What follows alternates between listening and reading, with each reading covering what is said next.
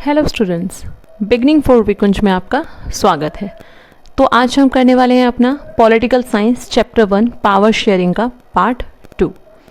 तो आज का हमारा टॉपिक है why power sharing is desirable, कि मतलब एक तरीके से समझ लीजिए कि हमें ज़रूरत ही क्यों है पावर शेयर करने की। ठीक है ना। तो अगर हम इसको इधर एक तरीके से ऊपर से देखें तो पावर शेयरिंग की ज़रूरत क्यों है।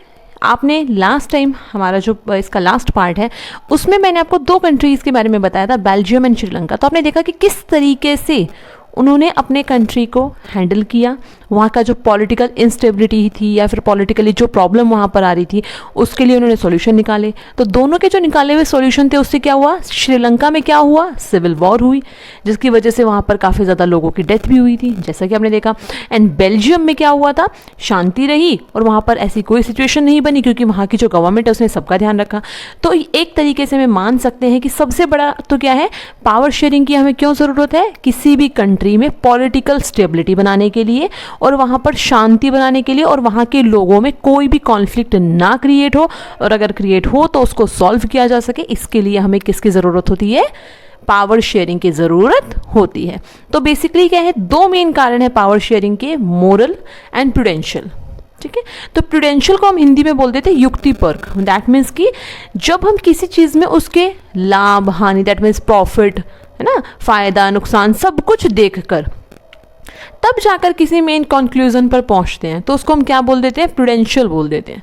ठीक है। तो यहाँ पे प्रूडेंशियल रीज़न अगर हम देखें तो उसमें क्या है, सबसे पहला यही है कि किसी भी प्लेस पर और किसी भी कंट्री में जो वहाँ के लोग हैं उनके बीच में जो कॉन्फ्लिक्ट है सोशल ग्रुप्स में, उन कॉन्फ्लिक्ट्स को कम से कम करना, मतलब रिड्यूस कर देना।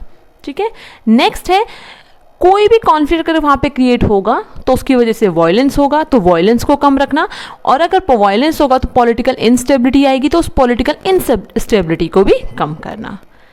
नेक्स्ट हमारा हो जाता है कि अगर हम देखें तो कोई भी जो मेजॉरिटी ग्रुप है वो क्या करने की कोशिश कर सकता है, एक दूसरे के अधिकारों को ख़त्म करने की या फिर उनको रोकने की कोशिश कर सकता है, मतलब उसके ऊपर एक तरीके से उसको कंट्रोल करने की कोशिश कर सकता है, तो इस चीज़ से बचाना। अगर ऐसा होगा तो किसी भी कंट्री की जो यूनिटी है वो खतरे में पड़ जाएगी। तो किसी भी कंट्री की यूनिटी बनाए रखने के लिए भी जो पावर शेयरिंग है वो बहुत ज़्यादा ज़रूरी है।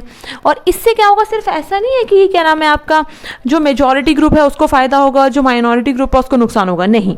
इससे क्या होगा, माइनॉरिटी एंड मेजॉरिटी दोनों ही ग्रुप्स के लिए प्रॉब्लम क्रिएट हो जाएगी। क्यों, क्योंकि भाई आपस में दोनों लड़ेंगे तो लॉस तो दोनों का होगा ना। तो दैट्स वाई क्या है, एक तरीके से पावर शेयरिंग प्रूडेंशियली अगर हम देखें तो बहुत ज़्यादा ज़रूरी है। कुछ हो जाते हैं मोरल रीज़न, जैसे कि जिसमें क्या है आपका कि पावर शेयरिंग इसीलिए ज़रूरी है क्योंकि किसी भी कंट्री में अगर डेमोक्रेसी है ना, तो डेमोक्रेसी की तो आत्मा कह सकते हैं हम, कि अगर पावर को शेयर नहीं किया जा रहा है, एक ही के हाथ में है, दैट मीन्स कि वहाँ पर डेमोक्रेसी है ही नहीं। समझिए आप। तो स्पिरिट है एक तरीके से, जो स्पिरिट ऑफ डेमोक्रेसी है वो यही कहती है कि पावर शेयर करना ज़रूरी है। इससे क्या होगा, जो लोगों का जो पार्टिसिपेशन है डेमोक्रेसी में वो बढ़ेगा। दैट्स वाई क्या है, दैट्स नेसेसरी। नेक्स्ट क्या हो जाता है, डेमोक्रेसी का जो रियल मीनिंग है उसमें ये बात नेसेसरी हो जाती है कि जितने भी जो सोशल ग्रुप्स हैं उनको ध्यान रखा जाए, और उनके एक तरीके से जो भी उनकी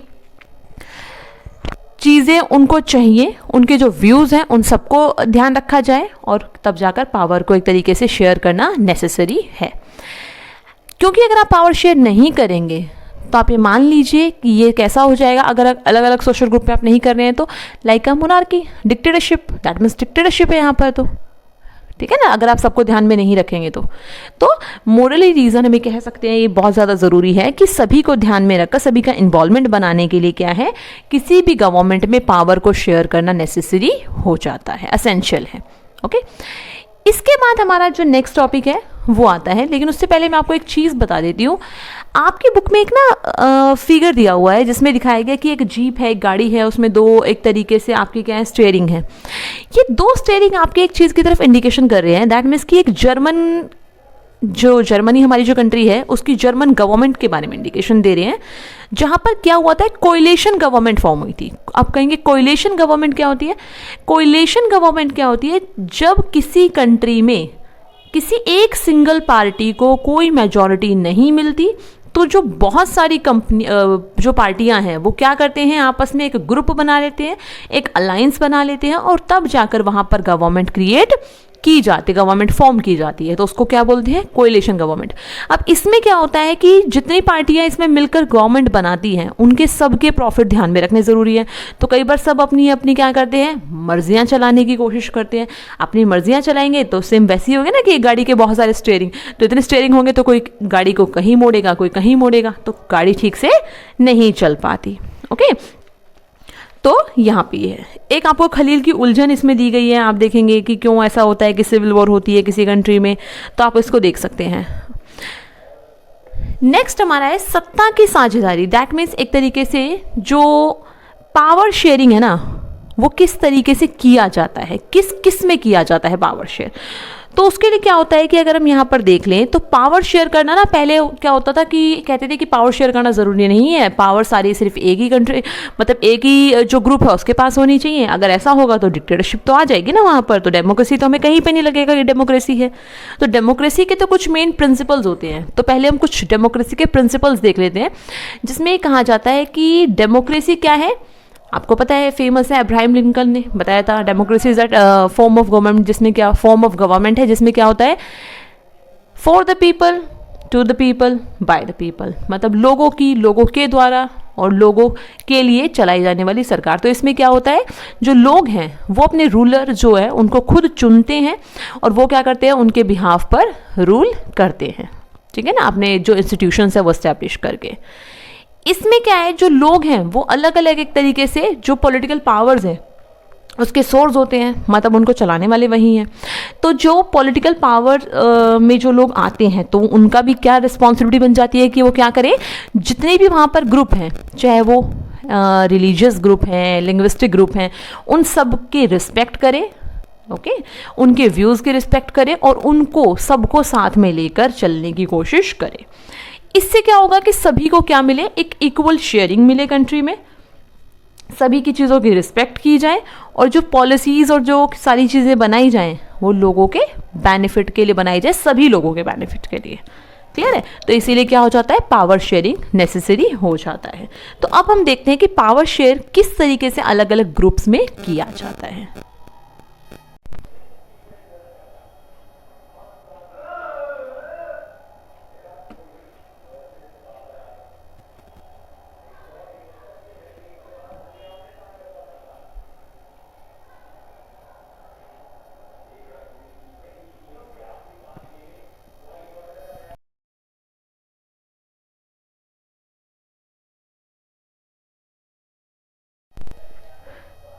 तो स्टूडेंट, अब हम बात करते हैं फॉर्म्स ऑफ पावर शेयरिंग की, कि कौन कौन से ऐसे फॉर्म्स हैं या टाइप्स हैं जिसमें जो पावर है उसको शेयर किया जाता है।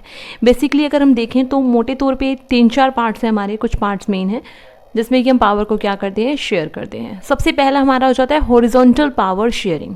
ओके, तो सबसे पहले क्या है हमारा, हॉरिजॉन्टल पावर।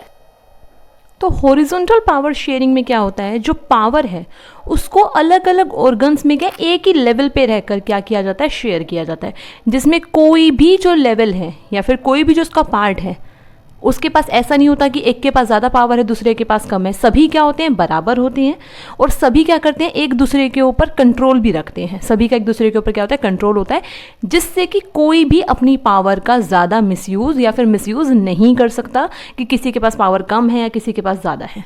तो कौन कौन से हैं जिसमें इनको शेयर किया जाता है, लेजिस्लेचर, एग्जीक्यूटिव एंड जुडिशरी। ठीक है, तो लेजिस्लेचर जैसा कि आपको पता हो तो हमारे यहाँ पर क्या किया जाता है, उसमें लॉज बनाए जाते हैं। ठीक है, पार्लियामेंट्री के थ्रू। एग्जीक्यूटिव क्या करती है, उन्हीं लॉज को इम्प्लीमेंट करती है। एंड देन जुडिशरी क्या करती है, उनके बुलाए हुए लॉज में अगर कोई कमी है तो उसको फाइंड आउट करती है, और अगर उसको लगता है कि इसको इम्प्लीमेंट करने के बाद कोई भी कॉन्फ्लिक्ट क्रिएट हो रहे हैं तो उस पर नज़र रखने का काम करते हैं। लेजिस्लेचर को अपॉइंट करने का काम कौन करते हैं, जुडिशरी को अपॉइंट करने का काम कौन करता है, लेजिस्लेचर करता है। लेकिन उसके बाद ये फिर इंडिपेंडेंट होता है, ये अपना काम आराम से इंडिपेंडेंटली करता है। कौन, जुडिशरी। और बल्कि जुडिशरी क्या करता है, लेजिस्लेचर और एग्जीक्यूटिव के काम के ऊपर नज़र भी रखता है। ठीक है ना, कि वो अपना काम सही तरीके से कर रहे हैं या फिर नहीं कर रहे। इसको एक तरीके से कह सकते हो कि सभी क्या करते हैं, एक दूसरे के ऊपर नियंत्रण भी रखते हैं, इससे एक बैलेंस, संतुलन भी क्रिएट रहता है। ठीक है, तो ये इस तरीके का एक अरेंजमेंट है। नेक्स्ट हमारा है वर्टिकल पावर शेयरिंग, जिसमें जो पावर है वो क्या किया जाता है, अलग अलग ऑर्गन्स तो हम बता चुके हैं, लेवल्स में क्या किया जाता है, पावर को शेयर किया जाता है। दैट मीन्स कि इसमें क्या जाता है, levels, first level, second and third level. तो लेवल्स में क्या किया जाता है, पावर को शेयर किया जाता है। जैसे अगर हम इंडियन गवर्नमेंट देखें तो उसका हेड कौन होता है, हमारा प्रेसिडेंट को उसका हेड कहा जाता है। और अगर अलग अलग लेवल्स के यहाँ पर बात की जा रही है तो 3 मेन लेवल है, सेंट्रल गवर्नमेंट जिसको हम यूनियन गवर्नमेंट भी कह देते हैं, दूसरा है हमारा स्टेट गवर्नमेंट जिसको अलग अलग कंट्रीज में अलग अलग नामों से जाना जाता है। ओके, देन आता है हमारा local government like municipalities and panchayat system. तो ये क्या है, 3 मेन लेवल्स हैं जिसमें पावर को शेयर किया जाता है। लेकिन कुछ कंट्रीज ऐसी है जिसमें सारे लेवल्स नहीं होते, सिर्फ एक सेंट्रल गवर्नमेंट होता है, उसके बाद शेयर पावर को नहीं किया जाता। ओके, तो ऐसा नहीं है कि हर कंट्री में ऐसे ही पावर शेयर की जाती है। नेक्स्ट है हमारा डिफरेंट सोशल ग्रुप्स। अलग अलग क्या होते हैं, किसी भी कंट्री में कुछ सोशल ग्रुप्स होते हैं जिसमें पावर को शेयर किया जाता है। जैसे बेल्जियम में आपने देखा था कि लिंग्विस्टिक ग्रुप थे या रिलीजियस ग्रुप थे, तो उसमें क्या है, कम्युनिटी गवर्नमेंट बनाई गई थी जिसमें किसी भी लैंग्वेज को बोलने वाला इंसान क्या बन सकता है, उसका लीडर बन सकता है। तो जिससे क्या होता है, लोगों का पार्टिसिपेशन बढ़ता है। तो इसी वजह से क्या हो जाता है, कुछ सोशल ग्रुप्स भी हैं जिसमें पावर को शेयर किया जाता है। इसी तरीके से कुछ कंट्रीज में क्या किया जाता है, पावर को शेयर करने के लिए वुमेन्स को भी अलग से क्या है, उसमें कुछ % रिजर्वेशन दिया जाता है लेजिस्लेचर के अंदर, जिससे कि उनका भी इन्वॉल्वमेंट इसमें बढ़ सके। तो सिर्फ कुछ कंट्रीज़ में ऐसा नहीं है विमेंस को ही, जैसे कि आपने देखा है SC ST OBC, that means की जो माइनॉरिटी ग्रुप्स हैं, जो ऐसे कम्युनिटीज़ हैं, उनको भी क्या दिया जाता है, रिजर्वेशन दिया जाता है, जिससे कि वो अपने आप को क्या है, कंट्री से अलग फील ना करे और उनको भी कंट्री में कोई इंपॉर्टेंस या फिर कोई प्लेस दिया गया है, ये चीज़ उनको फील मतलब अच्छे से हो। इसके अलावा कुछ प्रेशर ग्रुप्स हैं जिसमें पावर शेयर की जाती है। ये प्रेशर ग्रुप क्या करते हैं, अगर गवर्नमेंट ने कोई भी पॉलिसी ऐसी बनाई है जो कि उनके बेनिफिट के लिए नहीं है, या फिर वो जो पॉलिसी है वो सही नहीं है, तो वो गवर्नमेंट के ऊपर क्या करते हैं, एक प्रेशर क्रिएट करते हैं जिससे कि वो अपनी पॉलिसी को चेंज करे। ऐसी कौन से प्रेशर ग्रुप होते हैं, वर्कर्स का अपना होता है, फार्मर्स के अपने ग्रुप होते हैं, इंडस्ट्रियलिस्ट के होते हैं, ट्रेडर्स के होते हैं। तो ये ऐसे ही कुछ प्रेशर ग्रुप होते हैं। जैसे कि अभी अगर हम बात करें रिसेंटली इंडिया में, अगर आप देख रहे होंगे कि पिछले कई महीनों से जो फार्मर्स हैं वो प्रोटेस्ट कर रहे हैं अपने कुछ लॉज को लेकर। कुछ लॉज आपको पता है ना, सेंट्रल गवर्नमेंट ने पास ऑन किए हैं, जिसकी वजह से उनको क्या लग रहा है कि काफ़ी लॉस है, तो जिससे कि वो क्या कर रहे हैं, लास्ट कई मंथ से वो प्रोटेस्ट कर रहे हैं। तो वो भी एक टाइप का क्या है, प्रेशर ग्रुप ही है, जो गवर्नमेंट के ऊपर क्या कर रहा है, प्रेशर बनाने की कोशिश कर रहा है कि वो अपने लॉज को चेंज करें जो उन्होंने बनाए हैं। इसके अलावा कुछ पॉलिटिकल पार्टीज होती हैं जो क्या करती हैं, एक क्या नाम है, ये भी एक टाइप का पावर शेयरिंग है, जिसमें क्या किया जाता है, जो political party as a opponent अगर वो इलेक्शन हार जाते हैं तो बैठते हैं और गवर्नमेंट के ऊपर एक प्रेशर बना के रखते हैं, जिससे कि वो लोगों के बेनिफिट्स को ले ध्यान में रखकर ही चीज़ों को बनाएं। इससे क्या होता है, बहुत सारी पॉलिटिकल पार्टीज़ में कंपटीशन क्रिएट होगा, लोगों को चॉइस मिलेगी कि कोई अच्छी पार्टी जो है वो उसको चूज़ करें। अगर काम नहीं कर रही है गवर्नमेंट अच्छे से तो उसको नेक्स्ट टाइम वो लेकर ना आए। इसी वजह से कई बार क्या होता है कि अगर एक पार्टी को मेजॉरिटी ऑफ वोट्स नहीं मिलते तो वो एक साथ क्या करते हैं, कोएलिशन गवर्नमेंट फॉर्म करते हैं। नेक्स्ट है हमारा कुछ सोशल मूवमेंट्स भी क्या करते हैं, एक टाइप का पावर शेयरिंग का ही रोल प्ले करते हैं, जिसमें हमारे कंट्री में, किसी भी कंट्री में कुछ ऐसे लॉज हैं उनको जो क्या नाम है सोसाइटी के लिए सही नहीं है, तो उनको चेंज करने के लिए एक तरीके से इम्पॉर्टेंट होते हैं। जैसे डाउरी को, अर्ली मैरिज को, लाइक आपने देखा है आर्टिकल 370 को। तो ऐसी जो चीज़ें हैं उनको सोसाइटी से हटाने के लिए क्या किया जाता है, ये जो सोशल मूवमेंट्स हैं इनका एक तरीके से हेल्प ली जाती है। ठीक है, तो यहाँ पर हम देख चुके हैं, मेनली आपको ध्यान रखना है कि किस तरीके से जो पावर है उसको डिफरेंट जो ग्रुप्स हैं उनमें शेयर किया जाता है। तो इसी के साथ हमारा ये चैप्टर मेनली यहाँ पे ख़त्म हो जाता है। आई होप सो कि आपको ये चैप्टर समझ में आया होगा।